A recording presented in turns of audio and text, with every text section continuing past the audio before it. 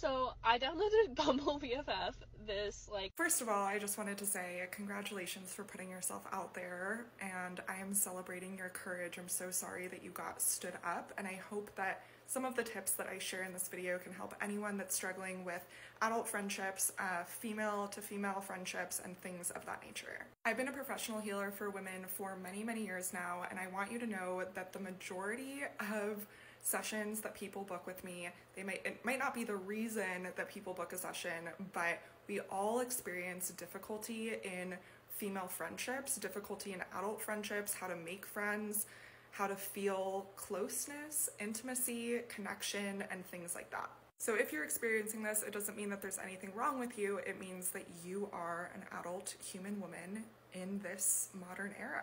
The reason that it's harder to make friends now than ever is because we are all so different. We all have such different backgrounds, and we live in these cultural melting pots where all of us assume or expect different things, and some of us consider something disrespectful that another person would consider an honor. So it can be really, really challenging to make friends nowadays, but this video will hopefully help you.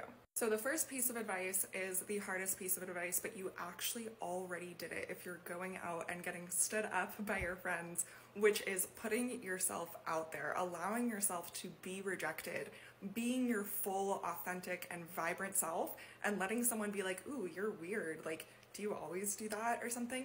Because that gives you information about the level of friendship and the level of interaction that you can have with that person. In order to find like-minded friends, you're gonna want to do things that you like to do. Like really, really open your journal, write down 100 things that you like to do. Skydiving, rock climbing, whatever activities you like to do, journaling, going to the library, like write down those things and go and do them. When you go and do those things, you're going to find other people who also like to do those things and also like to honor themselves and honor their desires. So you guys already have so many values in common. One of the easiest ways to hurt a friendship is by taking, let's say, your library friend and trying to make them into your rock climbing friend. Sometimes your library friend does want to be a rock climbing friend and it can cross over, but sometimes it doesn't, and that's perfectly okay. Another thing that people commonly do when they meet up with other people for social interaction is we crave intimacy, and we all crave it, but we aren't necessarily consciously aware of craving it. So we'll try to connect with people in lots of different ways. One of the common ways to connect with another person is by connecting on something that you guys both like or both hate, or by complaining about things. Let's say you meet up with a friend and you just complain about your day and see what their response is, and you guys can complain together. People will not remember the things that you talked about while hanging out with them, but they are going to remember how they feel after connecting with you. So I try to focus on building and creating intimacy with people in completely different ways. Intimacy is about so much more than eye contact and having similar values. It's also about asking a lot of questions about that person and being really present, really aware, and just enjoying spending time with that person. I actually don't like socializing that much. It's a little bit uncomfortable for me sometimes, but I know that going and spending time with my friends is really healthy for me.